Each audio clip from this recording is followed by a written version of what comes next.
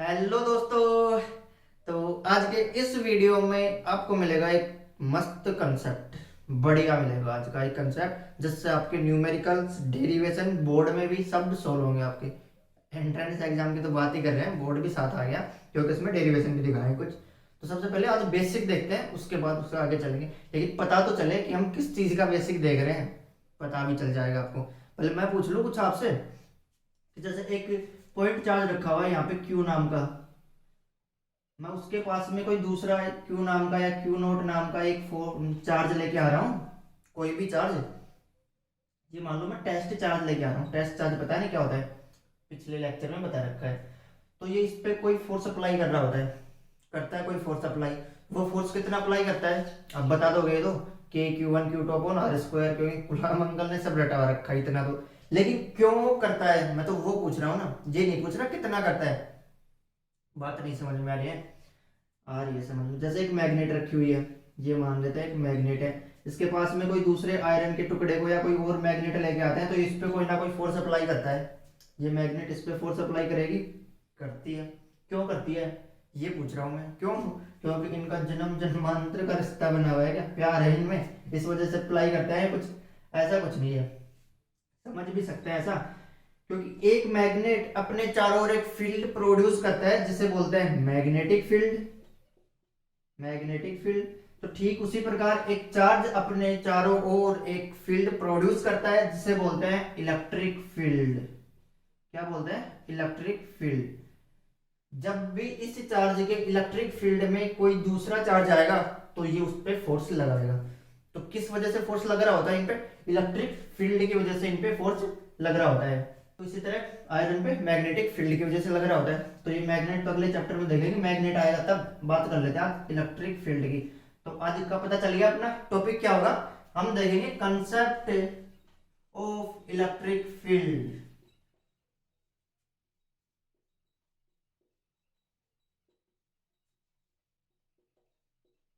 Concept of electric field आज का topic, लिख लो मस्त पेन से कोई भी। तो ये टॉपिक कंसेप्ट देखेंगे इलेक्ट्रिक फील्ड क्या होता है। आज में इसका बेसिक डिस्कस करेंगे, नेक्स्ट में इसका कंप्लीट कर लेंगे। जीरो जीरो बनना है ना आपको, तो सब डिस्कस कर लेंगे यहाँ पे। तो मैं क्या कह रहा हूँ कि यहाँ पे जैसे कोई एक क्यू नाम का चार्ज रखा हुआ है मेरे पास। अब इसमें आता है उस टेस्ट चार्ज का काम। ये टेस्ट चार्ज मैंने यहाँ पे लाके रख दिया। टेस्ट चार्ज क्या होता है? जिस एक स्मॉल होता है, बहुत छोटा होता है, जिसका खुद का कोई इलेक्ट्रिक फील्ड नहीं होता, गरीब आदमी होता है बेचारा, इसका पास कुछ नहीं है इसका।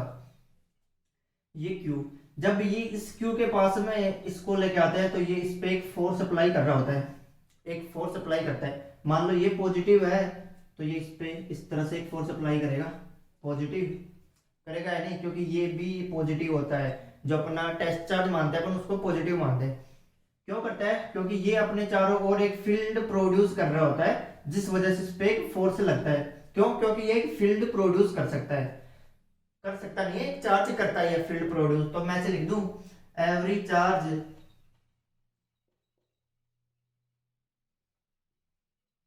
Creates electric field in the space around itself।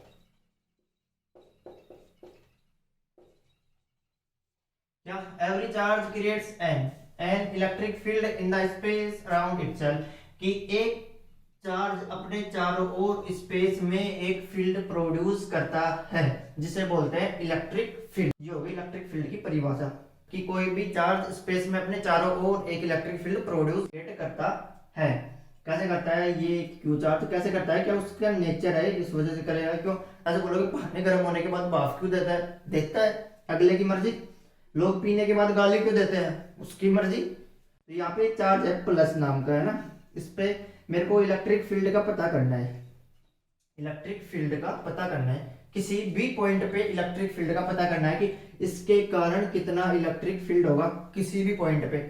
मान लो मैं इस पॉइंट पे पता करना चाहता हूँ, इस पॉइंट पे, इस पॉइंट पे, कुछ भी मान लो, इस पॉइंट पे, इस पॉइंट की दूरी कितनी मान रहा हूँ मैं? आर डिस्टेंस पे मान रहा हूँ। चलो कि इससे आर डिस्टेंस पे मुझे इसकी फील्ड पता करनी है कितनी होगी। तो एक्चुअली जो उसको बोलते हैं, जो पता करने के बाद यहाँ पे आता है, उसको बोलते हैं इंटेंसिटी, कि इसकी तीव्रता कितनी होगी, इस चार्ज की वजह से इस पे कितनी स्पीड से फोर्स अप्लाई कर सकता है, कितनी इंटेंसिटी से इस पे फोर्स अप्लाई कर सकता है, उसको बोलते हैं इलेक्ट्रिक फील्ड इंटेंसिटी। जैसे इस तरह लिखा होता है, मैं लिख रहा हूं इलेक्ट्रिक फील्ड इंटेंसिटी,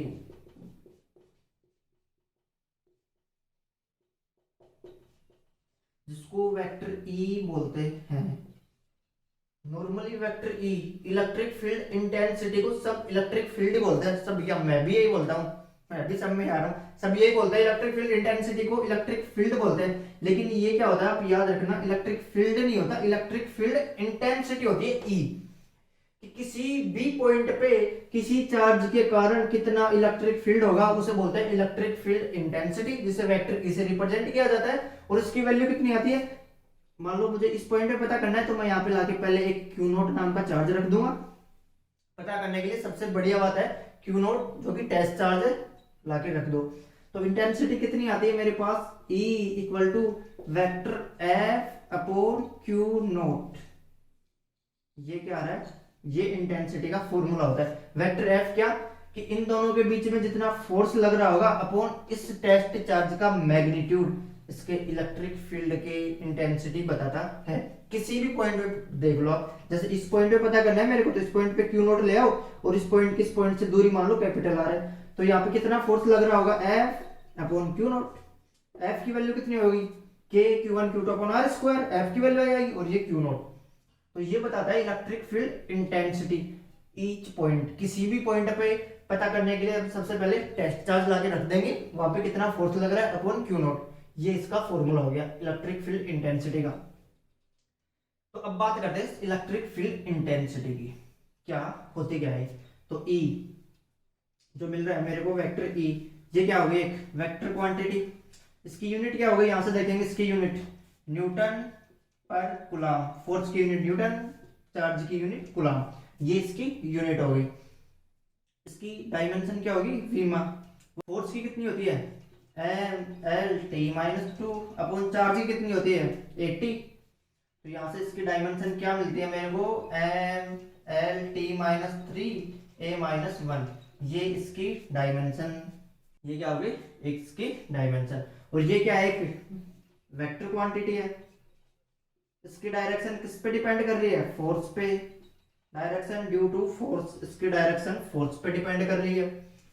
और क्या कर रही है, और फोर्स पे डायरेक्शन, फोर्स की डायरेक्शन कैसे देखते हैं अपन, फोर्स की डायरेक्शन कैसे देखते हैं, जो कि चार्ज पे डिपेंड करती है। अभी देखते हैं कैसे कर रही है। तो यहाँ पे एक पॉइंट चार्ज रखा हुआ है क्यू नाम का, जो कि अपने चारों ओर एक इलेक्ट्रिक फील्ड प्रोड्यूस कर रहा है, और उसका हर पॉइंट पे उसकी ईच पॉइंट उसका मैग्नीट्यूड इंटेंसिटी कितनी होती है, इलेक्ट्रिक फील्ड बोलते हैं उसको, कितना होता है वो, vector F upon Q note. Q note कौन सा, टेस्ट चार्ज। जैसे इस पॉइंट पे पता करना है, तो मैं इस पॉइंट पे लाके क्यू नोट रख दूंगा। ये मान लो डिस्टेंस, और डिस्टेंस पे लाके रख रहा हूं। तो इन दोनों के बीच में फोर्स कितना हो जाएगा, इन दोनों के बीच में फोर्स कितना हो जाएगा, के क्यू वन की वैल्यू क्यू, क्यू टू की वैल्यू क्यू नोट अपॉन बीच में डिस्टेंस आर स्क्वायर, ये हो गया force upon Q note. Q note यहाँ पे लिख दो, तो क्यू नोट से क्यू नोट कैंसिल, तो वेक्टर ई क्या मिलता है मेरे को, के क्यू अपॉन आर स्क्वायर, किसके, एक पॉइंट चार्ज के लिए, क्यों कूलम्ब्स लॉ में दोनों पॉइंट चार्ज होता है ना, तो एक पॉइंट चार्ज के लिए के ई की वैल्यू ये होती है, K Q upon R square, या फिर ये इंटेंसिटी हर पॉइंट पे निकालनी, इस पॉइंट पे क्यू नोट रख दो, इस पे रख दो, इस पे, इस पे, इस पे, जहां पे निकालनी क्यू नोट रख दो, और फोर्स अपॉन क्यू नोट कर दो, इंटेंसिटी पता चल जाएगी। क्यू चार्ज रखा हुआ है, तो इलेक्ट्रिक फील्ड इंटेंसिटी कितनी दूर तक हो सकता है, कि दो चार्जेस के बीच में फोर्स कितना डिस्टेंस ट्रेवल कर सकता है, कि कितनी दूरी के उनके बीच में फोर्स लग सकता है। जैसे अब था, आप सामने वाले आदमी को कहां तक थप्पड़ मार सकते हो, जहां तक आपका हाथ जा सकता है, तो उसी तरह ये कितना फोर्स लगा सकता है किस पे, जहां तक इसका इलेक्ट्रिक फील्ड जा रहा हो। ठीक बात है, क्योंकि फोर्स तो इलेक्ट्रिक फील्ड ही लगाता है, जहां तक इलेक्ट्रिक फील्ड जाएगा उतना फोर्स लगाएंगे। तो इलेक्ट्रिक फील्ड कहां तक जा सकता है, इलेक्ट्रिक फील्ड जा सकता है इनफाइनाइट, इन्फिनिटी तक। कुमार सानू है, इसको छोड़ेगा नहीं, इसको इसकी खुशबू से पहचान लेगा, आता है ना गाना, तो उसमें बता रहे खुशबू से पहचानूंगा, ये कह रहा है कि तू जहां भी रहेगा तुझे तेरे चार्ज से पहचान लूंगा, जाना नहीं देगा, यानी कि इसको इनफाइनाइट तक मैं यहाँ पे आर की वैल्यू इनफाइनाइट कर दूं तो के क्यू अपॉन इनफाइनाइट का स्क्वायर यानी कि जीरो, इन्फिनिटी पे जाके इसकी वैल्यू जीरो हो सकती है। ये हो गया पॉइंट चार्ज। लेकिन जैसे जैसे आप नोट किया आपने एक बात कि यहाँ पे इसकी इंटेंसिटी कुछ कम होगी इस तरह से, क्यों? क्योंकि इसके इनवर्सली प्रोपोर्शनल है, वो भी स्क्वायर में। फिर यहाँ पे आएगा तो कुछ ऐसे इंक्रीज करेगी, फिर ऐसे इंक्रीज करेगी, फिर ऐसे इंक्रीज करेगी और फिर ऐसे इंक्रीज करेगी। लेकिन इस पॉइंट पे कितना होगा, इस पॉइंट पे कैसे बताओगे आप लगाओगे दिमाग, के क्यू अपॉन आर स्क्वायर, यानी कि आर को आप करोगे जीरो, जीरो का स्क्वायर वन अपॉन जीरो, आप कहोगे इनफाइनाइट, इन्फिनिटी आ रहा है इसी पॉइंट पे। ऐसा कुछ नहीं है, इस पॉइंट पे अपन डिफाइन नहीं कर सकते। किसी भी चार्ज के कारण उसके ऊपर कितना इलेक्ट्रिक फोर्स लगेगा ये अपन डिफाइन नहीं कर सकते। क्यों? क्योंकि कोई भी चार्ज है वो अपने ऊपर तो फोर्स लगा नहीं सकता खुद, उसके ऊपर दूसरा चार्ज फोर्स लगाता है, तो उसके ऊपर इलेक्ट्रिक फील्ड भी डिफाइन नहीं है कितना लगाएगा इलेक्ट्रिक फील्ड जो कि फोर्स होगा। तो ये लिख लो आप क्या, अनडिफाइंड, कि किसी भी चार्ज के कारण उसके ऊपर फोर्स अनडिफाइंड है, इलेक्ट्रिक फील्ड कितना होगा ये नहीं पता अभी तक, है ना। आप इनफाइनाइट मत कर देना, यहाँ पे जीरो रख के। अब आता है इलेक्ट्रिक फील्ड, कैसे देखते हैं इलेक्ट्रिक फील्ड में, इसका और इसका ग्राफ हो जाएगा कुछ ऐसे, ये ई और ये आर। चलो इसका ग्राफ ना बाद में बनाते हैं, एक बार एक चीज और सीखो आप अभी। जैसे ये क्यू नाम का चार्ज रखा हुआ है, प्लस चार्ज है, क्यू नाम का ये क्या है, प्लस चार्ज। अब मैं क्यू नोट को यहाँ पे रखूंगा तो इसको इस तरह से फोर्स लगाएगा, इसको इस पॉइंट पे रखूंगा तो इस तरफ इस पे फोर्स लगाएगा, इस पॉइंट पे रखूंगा तो इस तरफ फोर्स लगाएगा, इस पॉइंट पे इस तरफ और इस पॉइंट पे इस तरफ। क्यों? क्योंकि ये भी पॉजिटिव, ये भी पॉजिटिव, ये भी पॉजिटिव, पॉजिटिव पॉजिटिव आपस में रिपल करते हैं। तो एक पॉइंट चार्ज जो कि पॉजिटिव है उसके कारण इलेक्ट्रिक फील्ड जो लाइंस होती है ना, अभी ये सीखेंगे क्या होती है, लेकिन आप ये थोड़ा याद कर लो यहाँ पे कि जो पॉजिटिव के कारण इलेक्ट्रिक फील्ड लाइंस होती हैं वो दूर होती हैं, अवे फ्रॉम द चार्ज, कि चार्ज से दूर होती हैं। लेकिन जैसे ही मैं यहाँ पे एक नेगेटिव चार्ज रख देता हूँ, ये मान लो मैंने नेगेटिव चार्ज रख दिया, तो इस पॉइंट पे उसके कारण इंटेंसिटी पता करनी है, तो मैं यहाँ पे लाके क्यू नोट नाम का चार्ज रखूंगा। तो क्यू नोट क्या होता है, पॉजिटिव ये नेगेटिव, यानी कि इस पे इस तरह से अट्रैक्ट करेगा। तो ये कैसे होते हैं, रेडियली अरीय रूप से होते हैं, पता चलेगा कैसे होते हैं, परपेंडिकुलर होते हैं। किससे? ये होते हैं टुवर्ड्स द चार्ज, ये होती है अवे फ्रॉम द चार्ज। किससे? पॉजिटिव से दूर, नेगेटिव की ओर। ये सख्त लोंडा है, ये दूर भगाता है सबको, ये पास बुलाता रहता है कोई भी आ जाओ। तो इलेक्ट्रिक फील्ड की इंटेंसिटी कहां तक हो सकती है, इनफाइनाइट तक हो सकती है, उसके खुद के ऊपर अभी तक अनडिफाइंड है। और पॉइंट चार्ज के कारण रेडियली कितना, टुवर्ड्स द चार्ज, ये सॉरी कितना अवे फ्रॉम द चार्ज, और ये टुवर्ड्स द चार्ज, चार्ज की ओर, चार्ज से दूर। ये था कुछ इलेक्ट्रिक फील्ड का कंसेप्ट, देखा भी और देखते हैं भी, इतना तो समझा। अब मैं चूंकि यहाँ पे क्या कर रहा हूँ कि ये क्या है, एक वेक्टर क्वांटिटी, तो इसका वेक्टर फॉर्म भी देखना पड़ेगा ना, वेक्टर क्वांटिटी है तो इसकी वेक्टर फॉर्म भी देख लेते हैं अभी। तो यहाँ पे देख लो vector form of electric field.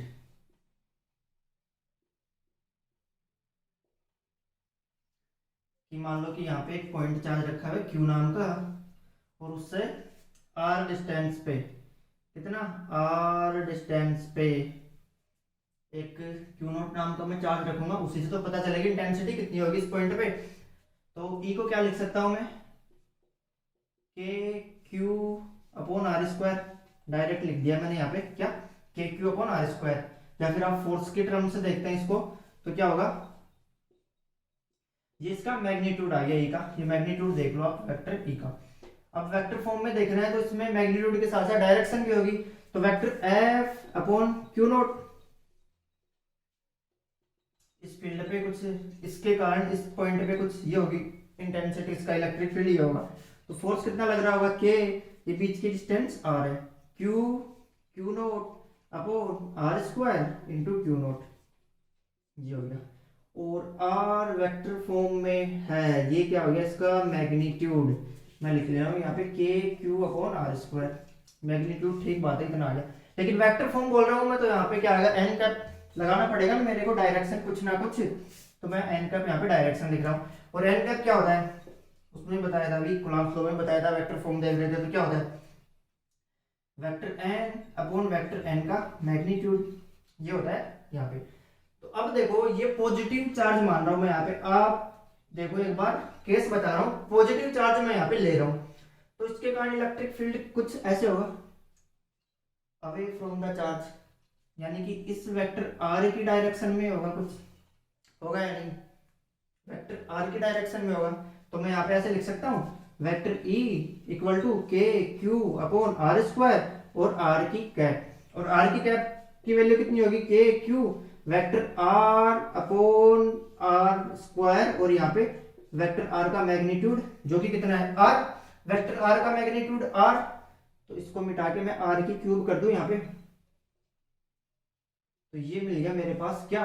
इसका वेक्टर फॉर्म में फॉर्मूला, किसका? इलेक्ट्रिक फील्ड का वेक्टर फॉर्म में फॉर्मूला ये मिला। लेकिन आप ऐसे बोलोगे कि यदि ये माइनस होता तो, माइनस होता तो आप सोचोगे माइनस होता तो डायरेक्शन कुछ इस तरह से हो जाती, इस पॉइंट पे इस तरह से, इस पे यानी कि इसके अंदर की ओर, और वेक्टर आर की डायरेक्शन ऐसे है और इलेक्ट्रिक फील्ड की डायरेक्शन इस तरह से होगी, हो गया या नहीं? तो दोनों के बीच में मैग्नेटिक एंगल माइनस का चिन्ह। तो मैं ऐसे कर सकता हूं कि जब आप वेक्टर फॉर्म देख रहे होते हैं तो यहाँ पे इसका सिंबल यूज कर लिया करो, किसका? चार्ज का। जब आप वेक्टर फॉर्म देखोगे तो चार्ज का सिंबल यूज कर रहे होते हैं, यानी कि प्लस में होगा चार्ज, तो जिधर आर की डायरेक्शन उसी डायरेक्शन में। यदि चार्ज नेगेटिव होगा तो इसकी डायरेक्शन की अपोजिट, अपने आप माइनस का सिंबल आएगा। तो जब आप वो देख रहे होते, क्या क्या देख रहे होते हो? मूवी देख रहे होते हो तो सो जाया करो। वेक्टर फॉर्म देख रहे होते हो तो यहाँ पे चार्ज को किसके? साइन के साथ लिखते हैं, चार्ज विद साइन। नोट कर लो ये बात, किसमें? इलेक्ट्रिक फील्ड में। जब आप वहां पे भी वेक्टर फॉर्म में देख रहे होते हैं तो क्या? चार्ज को साइन के साथ लिख लिया करो। प्लस होगा तो आर की डायरेक्शन में, माइनस होगा तो आर के अपोजिट डायरेक्शन में। तो ये खत्म होता है इसका वेक्टर फॉर्म। अब ग्राफ देखते हैं इसका, एक वेक्टर फॉर्म में ही, वेक्टर फॉर्म में इसका ग्राफ देखते हैं। तो ई क्या होता है? ई और आर का ग्राफ, ई वर्सेस आर कर लो, एक्स कर लो डिस्टेंस, और ई में ग्राफ। वेक्टर ई लिख रहा हूँ मैं यहाँ पे, आराम से देखो, सोचो क्यों बोला मैंने। एक तो पहले पॉजिटिव चार्ज एक ले लिया मैंने यहाँ पे, नेगेटिव चार्ज। पॉजिटिव, और पहला केस देख रहा हूँ मैं डायग्राम पॉजिटिव का, तो ये लो ओरिजिन पे पॉजिटिव रख दो, ये लो यहाँ पे ओरिजिन पे नेगेटिव रखा हुआ है और ये पॉजिटिव रखा हुआ है। इस तरफ जा रहे हैं तो क्या हो रहा है? एक्स, सॉरी आर लिख लेते हैं, और इस तरफ जा रहे हैं तो ई, यहाँ पे लिख दिया मैंने वेक्टर। तो क्या होगा? यहाँ पे जा रहे हैं देखो इस तरह से आर, और यहाँ पे आ रहे हैं तो वेक्टर ई, तो यहाँ पे प्लस और एक माइनस, दोनों केस देखेंगे। यदि इलेक्ट्रिक फील्ड प्लस वाले में इलेक्ट्रिक फील्ड यदि पॉजिटिव हो, इन केस पॉजिटिव हो, और दूसरा केस, फर्स्ट केस पॉजिटिव हो, तो क्या होगा? जब ये पॉजिटिव होगा यानी कि E इक्वल टू क्या होता है? K Q upon R square, यानी कि आर की डायरेक्शन में E होगा जब ये पॉजिटिव होगा। तो यही बात है ना, तभी तो पॉजिटिव आ रहा था, वहां पे लिख रखा था अभी। तो E और R का ग्राफ जनरली ऐसे ही तो बनता है, एक दूसरे के इनवर्सली प्रोपोर्शनल होता है, तो ये ग्राफ बनता है। यहाँ पे E लिख देते हैं और यहाँ पे R लिख देते हैं, तो उनका ग्राफ कुछ ये बनता है इनवर्सली प्रोपोर्शनल का स्क्वायर में। तो पॉजिटिव, तो यानी कि ये ग्राफ बन जाएगा। ये तो सबको पता है, E और R का जब पॉजिटिव होता है ये ग्राफ बन जाएगा। लेकिन जब मैं क्या कह रहा हूँ कि ऐसे प्लस नाम का चार्ज यहाँ पे रखा हुआ है, अब ये एक तो प्लस आर डायरेक्शन में इलेक्ट्रिक फील्ड प्रोड्यूस कर रहा है कुछ इस तरह से, और ये माइनस आर डायरेक्शन में भी तो प्रोड्यूस करेगा, कर रहा है ना, माइनस आर में भी। प्लस आर में कर रहे हैं तो प्लस हो गया, अब माइनस आर में कर रहे हैं माइनस आर, मतलब इलेक्ट्रिक फील्ड तो क्या है? पॉजिटिव, लेकिन माइनस में आर, तो इसमें कैसे हो जाएगा? तो ये क्या हो गया? माइनस आर में, ये प्लस आर में। जब माइनस आर में आ रहा है तो यहाँ पे माइनस आर पुट करूंगा तो ई क्या हो जाएगा? नेगेटिव। ई पॉजिटिव था, यहाँ पे नेगेटिव हो गया ई। अब ई भी नेगेटिव और आर भी नेगेटिव, दोनों नेगेटिव है ना यहाँ पे, तो कुछ आर नेगेटिव करूंगा तो मेरे इस हिसाब से आर नेगेटिव तो इस कॉलम में होगा, आर नेगेटिव तो इसी कॉलम में होगा, और ई नेगेटिव इस कॉलम में होगा। आर नेगेटिव के लिए कॉलम ये, ई के लिए, आर पॉजिटिव के लिए कॉलम ये था, ई पॉजिटिव के लिए कॉलम ये था। तो इस तरह से फर्स्ट में आए थे, फर्स्ट कोऑर्डिनेट में, सेकंड में, थर्ड में। अब आ जाएंगे थर्ड कोऑर्डिनेट में, कुछ इस तरह से बन जाएगा फिर इनका इलेक्ट्रिक फील्ड का ई और आर का ग्राफ, ये नेगेटिव में और ये पॉजिटिव में। ये देख लो आप,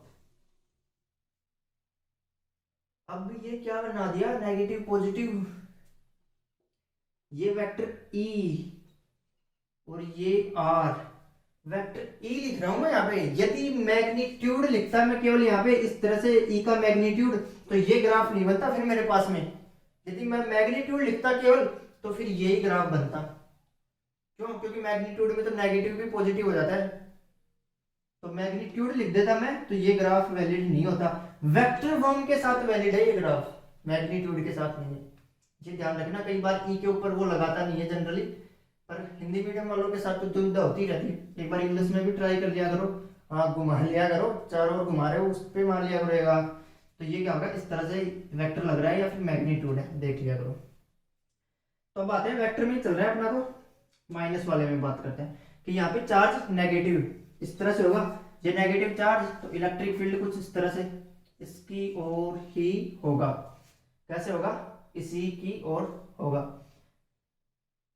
तो पहले वाले में इलेक्ट्रिक फील्ड नेगेटिव, पहले वाले केस में अपन क्या करें, इलेक्ट्रिक फील्ड नेगेटिव करेंगे, electric field negative, sorry electric field negative है खुद ही इसमें। कब होगा? क्योंकि कारण इलेक्ट्रिक फील्ड नेगेटिव होगा तो आर पॉजिटिव है, जैसे यहाँ पे आर पॉजिटिव थी और ई भी पॉजिटिव था। क्यों? क्योंकि पॉजिटिव के कारण पॉजिटिव होता है, अब नेगेटिव के कारण खुद की ओर होता है। तो इसमें पहले वाला कैसे बन जाएगा? कुछ इस तरह से बन जाएगा। सोच रहे हैं, क्या सोच रहे हैं? देखो, ई नेगेटिव आर पॉजिटिव, फोर्थ में आइए, ई नेगेटिव आर पॉजिटिव। अब फिर बात करते हैं इस वाले में, नेगेटिव में आगे देखो, अब इसमें पहले से ई क्या है, एक तो इसमें पहले से नेगेटिव है ई, एक तो पहले से ई नेगेटिव और फिर नेगेटिव से मल्टीप्लाई और करा देंगे, जैसे ई यहाँ पे पहले नेगेटिव है और फिर नेगेटिव से मल्टीप्लाई कराएंगे तो पॉजिटिव हो जाएगा ना। जब आर डिस्टेंस नेगेटिव और ये पहले से नेगेटिव तो पॉजिटिव हो गया ना। तो यानी कि इस केस में ई तो पॉजिटिव हो जाता है, लेकिन जो आर है वो नेगेटिव रहता है। क्यों? इस केस में आर पॉजिटिव ई नेगेटिव, इस केस में ई नेगेटिव, सॉरी ई पॉजिटिव और आर नेगेटिव। तो इस केस में ग्राफ कैसे बनता है? ये वाला, ये किसके लिए? नेगेटिव के लिए, ये पॉजिटिव के लिए। यहाँ पे ई पॉजिटिव हो गया, यहाँ पे ई नेगेटिव हो गया, और यहाँ पे क्या है, आर पॉजिटिव है और यहाँ पे आर क्या है, नेगेटिव है। ये तो आपको ग्राफ देखने से पता चल रहा है। तो ऐसे ग्राफ का एक क्वेश्चन आ रखा होता है तो आप देख लिया करो, ट्राई मार लिया करो ऐसे क्वेश्चन पे। तो ये देखा मैंने कि वेक्टर फॉर्म में ग्राफ कैसे बनेंगे, वेक्टर ई के वेक्टर फॉर्म में ग्राफ। इसका मैग्नीट्यूड क्या होता है, एक पॉइंट चार्ज के लिए इसका फॉर्मूला क्या होता है, पॉइंट चार्ज के लिए वैलिड है ओनली। और क्या देख चुके अपन अभी, और उसकी डायरेक्शन देखी। अब देखते इस पे सुपरपोजिशन भी लगता है ना, क्योंकि ये तो फोर्स की तरह काम कर रहा है सेम, बस एक क्यू नोट का ही तो फर्क है। तो देखो क्या सुपरपोजिशन, सुपरपोजिशन में क्या होता है, कुछ नहीं होता, दो से ज्यादा चार्जेस होते हैं तो उसके लिए वैलिड होता है। और क्या होता है यहाँ पे देखो, सबसे पहले वही अपन तो वही स्क्वायर लेके चलेंगे अपना, एक रेक्टेंगल है एक स्क्वायर है, बड़ा लिख देते हैं ना, फिर वही गलती कर रहे हैं। ये रेक्टेंगल क्या लग रहा है, स्क्वायर लग रहा है, मैंने स्क्वायर बनाया, जो भी बन गया। अब मान लो ये एल, ये एल, ये एल, ये एल। अब यहाँ पे एक मैंने क्यू चार्ज यहाँ पे रख रखा है, क्यू चार्ज यहाँ पे रख रखा है, क्यू चार्ज यहाँ पे रख रखा है, पॉजिटिव पॉजिटिव पॉजिटिव। तो इस पॉइंट पे मैं पूछ रहा हूँ, इस पॉइंट पे मैंने ए नाम दे दिया इस पॉइंट को, इस पॉइंट पे नेट इलेक्ट्रिक फील्ड कितना होगा, वो है सुपरपोजिशन। कैसे? वेक्टर ई नेट क्या होगा, एक तो ये E1 के कारण होगा, कुछ E2 के कारण होगा, कुछ प्लस E3 के कारण होगा, कुछ ऐसे dot dot dot dot dot En, याद आया कुछ ऐसे, F1 plus F2 plus F3 dot dot dot Fn। Superposition में जब किसी पॉइंट पे इस तरह से, यहाँ पे इस पॉइंट O पे ये Q1 Q2 Q3 इस तरह से 1 2 3 4 5 6 इस तरह से जितने मर्जी फोर्सेज रखे हुए हैं उनके कारण कितना आता है सुपरपोजिशन में। तो ठीक इसी वजह से इस पे इलेक्ट्रिक फील्ड इसका भी होगा, इसका भी होगा, इसका भी होगा, इस तरह से यहाँ पे इलेक्ट्रिक फील्ड आता है। तो ये था सुपरपोजिशन में। तो अब यहाँ पे देख लो, इसके कारण तीन चार्जेस है, 1 2 और 3, तीन चार्जेस हो गए। तो इस पे नेट इलेक्ट्रिक फील्ड कितना होगा, इसको मिटा देता हूँ मैं, वही घिसा पिटा तरीका है, सब क्वेश्चन देख रहे हैं डायरेक्ट अपन तो ई पे नेट इलेक्ट्रिक फील्ड कितना होगा, सबसे पहले 1 के कारण होगा कुछ, फिर कितना 2 के कारण होगा। ये ध्यान रहे वेक्टर क्वांटिटी है, नॉर्मल ऐड नहीं करेंगे, वेक्टर क्वांटिटी है। देखो ये पॉजिटिव, पॉजिटिव के कारण क्या होता है, अवे फ्रॉम द चार्ज, ये लो रेडियली होगी, 1 के कारण इतना होगा, फिर 3 अवे फ्रॉम द चार्ज, ये 3 हो गया। इसके कारण कितना होगा, ये dot dot dot dot dot बना लो इस तरह से, और ये अवे फ्रॉम द चार्ज इस तरह से होगा, ये 1 3 2, आगे तीनों चार्जेस के कारण इतना इतना इलेक्ट्रिक फील्ड होगा, बस जोड़ना अपने को। तो E1 ये L ये L, तो ई का फॉर्मूला क्या होता है, K Q upon R square, यानी कि ई क्यू और आर पे डिपेंड कर रहा है। डायरेक्शन तो अपन ने ये लिख ली, ये डायरेक्शन लिख ली, तो वेक्टर लगाओ मतलब लगाओ, एक ही बात है। तो यहाँ पे K Q upon R square यानी कि इलेक्ट्रिक फील्ड के क्यू और आर, के तो दो सब में कांस्टेंट रहता है, यानी कि क्यू और आर पे डिपेंड कर रहा है। तो 3 वाले और 1 वाले के कारण सेम होगा, E1 इक्वल टू E3। क्यों? क्योंकि दोनों में चार्ज भी सेम, क्यू क्यू, डिस्टेंस भी सेम इस पॉइंट के लिए L L। तो E1 equal to E3 equal to क्या आएगा, के क्यू अपॉन आर स्क्वायर, कितना L स्क्वायर। जिस पॉइंट पे निकाल रहे हैं उस तक की डिस्टेंस क्यू नोट रख देते हैं यहाँ पे, ठीक है। फिर इसके कारण कितना हो गया, क्यू E2 के कारण कितना होगा, के क्यू अपॉन ये कितना हो गया L रूट 2, ये L L और ये hypotenuse square equal to perpendicular upon base square, Pythagoras प्रमेय, कर्ण स्क्वायर इक्वल टू आधार स्क्वायर प्लस लंब स्क्वायर। तो यहाँ पे L रूट 2 का स्क्वायर कितना आ गया 2L स्क्वायर। तो ये था कुछ इस तरह से, E1 की E3 की वैल्यू ये है, E2 की वैल्यू ये है। आप क्या करोगे, ऐड कर दोगे बस यहाँ से सीधा 1/2 प्लस 1 यानी कि 3/2 हो गया आपके हिसाब से। फिर आपको मिलता है वहां पे 0 नंबर, 0 तो देता है, साथ में -1 डिवाइड भी देगा वहां पे। परपेंडिकुलर है या नहीं ये दोनों एक दूसरे के, तो 1 और 3 का रिजल्टेंट कुछ इस तरह से आ जाएगा, 1 और 3 का रिजल्टेंट कुछ इस तरह से आ जाएगा 45 एंगल पे। कितना आएगा वो, ई नेट निकालते हैं किसके, 1 और 3 के लिए, कितना आएगा E1 का स्क्वायर, दोनों एक दूसरे के परपेंडिकुलर है, plus E2 square. E1 E2 का स्क्वायर दोनों सेम है, यानी कि 2 रूट ई, और 2 रूट ई की वैल्यू कितनी है मेरे पास यहाँ पे, K Q upon L square. ये आ गया क्या, E1 E3 का मैग्नीट्यूड। इन दोनों को टोटल करेंगे ना अपन तो इतना होगा। आपके हिसाब से 2 K Q upon L square होना चाहिए था, लेकिन ये क्या हो रहा है, root 2 K Q upon R square, sorry E root 2 होगा ये, है ना। तो ये क्या हो गया, root 2 K Q upon R square, इतना होना चाहिए था आपके हिसाब से ये 2 K Q upon R square, लेकिन यहाँ पे रूट 2 आ रहा है। क्यों? क्योंकि दोनों का मैग्नीट्यूड सेम है, लेकिन एंगल 90 डिग्री पे वेक्टर फॉर्म में इस तरह से ऐड होते हैं। अब इन दोनों में 0 डिग्री का एंगल हो गया। अब यहाँ पे E2 प्लस E, ये इन दोनों का 1 प्लस 3 का इतना हो गया। अब E2 की वैल्यू कितनी है, K Q upon 12 square plus root 2 K Q upon L square. अब यहाँ से के Q upon L square common ले लो, तो यहाँ पे कितना बच गया 1/2 प्लस यहाँ पे रूट 2/1, ये आ गया इन दोनों का। इसके कारण इतना इलेक्ट्रिक फील्ड होगा, इन तीनों के कारण इस पॉइंट पे इतना इलेक्ट्रिक फील्ड होगा। अब यहाँ पे क्वेश्चन में चेंज, यहाँ पे ये वाला माइनस कर देता, फिर क्या करते, यहाँ पे ये वाला माइनस, इस चार्ज को मैंने माइनस कर दिया, तो फिर क्या करते, क्वेश्चन छोड़ देते, इससे बढ़िया तो कुछ कर नहीं सकते थे, क्वेश्चन नहीं छोड़ना था। फिर देखो E1 और E3 का तो सेम होता, ये E1 और E3 का आ रहा है सेम, E1 प्लस E3 का तो इधर ही आता, लेकिन माइनस होने के कारण माइनस की ओर, यानी कि टुवार्ड माइनस की ओर, खुद की ओर, इस तरह से हो जाता, यानी कि इसमें और अब यहाँ पे ऐड हुए वहां पे माइनस हो जाता। एक आदमी इधर खींचना चाह रहा है और एक आदमी इधर, दोनों के बीच में 180 का एंगल, 180 पे वेक्टर माइनस हो जाता है स्केलर क्वांटिटीज की तरह, तो यहाँ पे माइनस करना पड़ता है उस केस में। फिर आप इन दोनों को माइनस करके देख लो, तीनों को माइनस करके देख लो।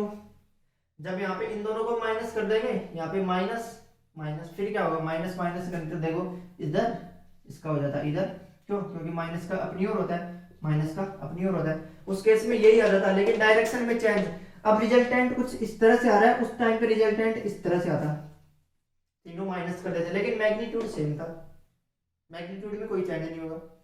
फिर इस वाले को प्लस कर दो, इन दोनों को माइनस रखो, इसको माइनस कर दो, इस प्लस ऐसे घुमाता रहो, प्रैक्टिस करो आप, मैंने बता दिया कंसेप्ट आपको। फिर एक क्वेश्चन और ट्राई कर ले, फिर इस पे रेक्टेंगल के साथ साथ वही समबाहु त्रिभुज, क्या हो गया इस पे, अब इसमें क्या हो गया, यहाँ पे क्यू मान लो, यहाँ पे क्यू मान लो, इस पॉइंट पे पूछ रहे हैं, ओ पॉइंट मान लिया मैंने, यहाँ पे इस पॉइंट पे ये प्लस है और ये भी प्लस है, फर्स्ट केस में प्लस प्लस ले रखा हूँ मैं दोनों को, और इसकी लेंथ L है। अब क्या होगा, इस पॉइंट पे ई ओ बता दो मेरे को, जल्दी से पोज करके सोल्व कर लो फटाफट। तो ये 1 वाला मान लो, ये 2 वाला मान लो, तो इसके कारण किधर होगा, इधर, और इसके कारण किधर होगा, इधर। तो ये कितना हो गया, E1 प्लस E2।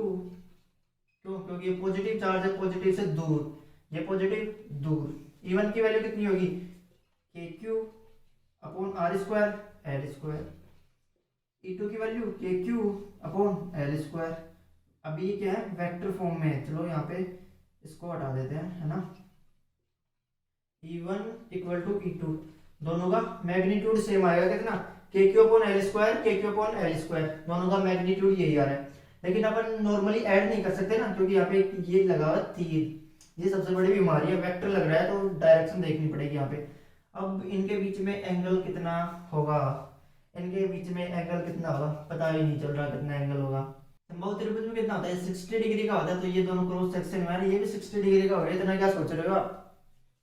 तो KQ L स्क्वायर यानी कि E नेट क्या आ गया, E1 प्लस E2, इसका मैग्नीट्यूड E1 E2 दोनों सेम है, तो यानी कि जब दो का वेक्टर का मैग्नीट्यूड सेम होता है तो 2E cos थीटा बाई 2 कर सकते हैं, या फिर वही आपका किस आपका मेथड लगाते रहो, E1 square plus E2 square plus 2 E1 E2 cos theta, फिर वहां पे cos थीटा की वैल्यू 60 पुट कर दे तो वो आता। लेकिन याद रखो कि जब सेम होते हैं तो ये फॉर्मूला डायरेक्ट अप्लाई करते हैं।